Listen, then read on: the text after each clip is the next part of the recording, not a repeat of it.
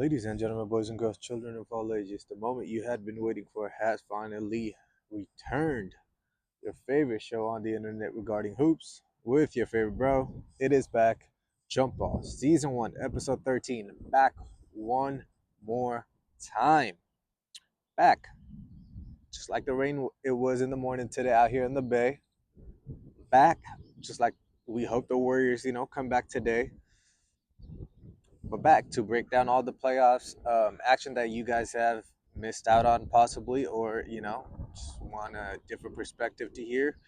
You're back. Your boy is back for all of it. So let's get back into it. I already talked about the base, so let's start out in the West Coast. Looking at the Western Conference, where do we start? We start out in Denver first, where two former or not former. Well, one's a former MVP multiple times. The other hoping to, start his legacy. Well, his legacy has already started, but to cement his legacy, at least for this year, with an MVP trophy in SGA. I mean, what can I really say? It's a 2-2 series. OKC, even with the home court advantage, they, dropped that first one, came back, handled that second one. Denver came back at home, handled the first one, and then now they're tied back up at 2-2.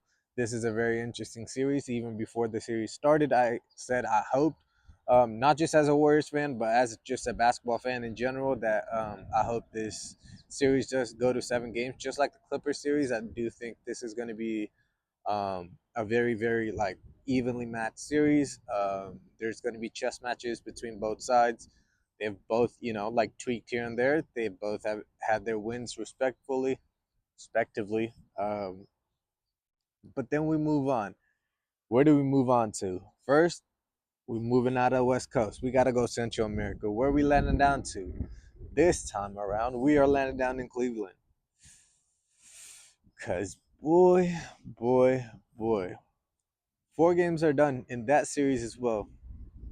But the number one seeded Cavs are down 3-1 against the Indiana Pacers. And why did we land down in Cleveland before Indiana? Because Game 5 is about to be in Cleveland. If they don't get this and start putting the pressure back on the Pacers, I already tweeted it out, but arguably one of the most fraudulent team, I guess. I get it, the health factor is there, but weren't y'all injured last year too, against Orlando, and then barely survived? So it's gonna keep on happening. You guys did make those extra moves, got DeAndre Hunter, tweaked that little bench and everything.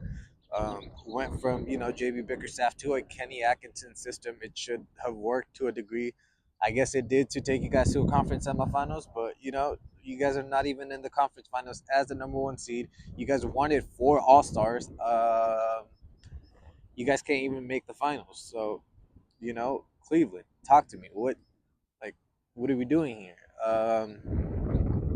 Yeah, that just looks like another team that got put together that, within 2 years, there's going to be second contracts or third contracts for some of those players. They're not going to be able to keep, 4 guys, 5 guys like the way they are right now. Same with the Celtics. You know what? Talk about the Celtics. Let's get diving into that series really quickly. That game's the first one of the doubleheader today. Unfortunately, both games are on ESPN. Not unfortunate because of ESPN, but unfortunate because we are going to miss out on Charles Barkley talking his ish. Kenny the Jet, with his knees. Shaq, we don't know if he was going to be back today after Jalen subbed in yesterday. Always love to our guy Ernie, and especially it being their last season, I would, I hope for them to cover every single one of the games in the playoffs because it's the last ride. ESPN's going to get their coverages, ruin all that for years going forward. But for this year, for one last hurrah, I would have hoped for NBA on TNT to have done their thing. But, life's unfair sometimes. And talk about unfair. Let's get down to another matchup that we just talked about. Boston Celtics, New York Knicks. New York went into Boston, took 2 games, took 2 games on the road in Boston against a reigning, defending, undisputed NBA champions. Yeah, so yeah, they just went, probably took a bus, went up to Boston, handled their business, came back down, and now we're at it. And I feel like to kind of piggyback off of what Stephen A said earlier, it is true. It is whoever kind of puts their stamp. This is kind of like the pivotal game, kind of like what you would think of Game Three to be, but this is actually that Game Three in a sense because New York is up 2-1, but they still have that home court with it being in New York today. Um, but for the Knicks, they're gonna have to defend that three better. They're gonna have to find a way for themselves because Boston's not gonna keep shooting the way, at least in the percentages, the way that they did in the first two games. They showed last game 20 out of 40, I do believe, shooting 50% from downtown. Just those attempts, that percentages, never gonna work. The first two games too, even for New York, they were down 20 in both of those games and then came back, climbed all the way back. I feel like, Boston kind of messed around with their food in the beginning.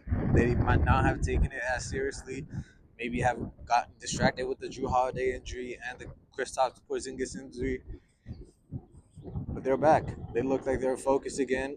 Maybe that blood that spilled on Kristaps kind of like set him off. Like, hey, we need to do this, handle business. We are the NBA champion. OG Ananobi, I think he needs to be the X factor in that series. Um, I know he can stop JB and Jason Tatum, at least slow them down defensively. But I need the same, if not similar, levels of offensive execution as well. Need those points, those boards, because even though Cat is a big as over a 7 foot guy, he's not really a big. He likes to stay perimeter and take terrible threes. So he's not going to really help you in this series either. He's not a defensive stalwart like Porzingis on the other side. So, you have your weaknesses, so you have to kind of work around that. I think Knicks still do have a series. Whoever kind of pulls this one off, it might be on them to, kind of ride it out and finish the series out as soon as possible to get some rest going into the later and the latter stages of the competition now, which should be interesting because, if Indiana is, finishing off Cleveland in the next one possibly, it could be a well rested team for them. And they, play at a very, very fast pace. So whether you're Boston or New York, you don't want to take this to 7. So you want to finish this out sooner rather than later. Talking it about finishing sooner rather than later. In our case, for the Dubs, let's go Dub Nation. Talk about this. Game 3. Let's talk about it. Everybody and their mamas. Shout out to moms. Happy belated Mother's Day, by the way.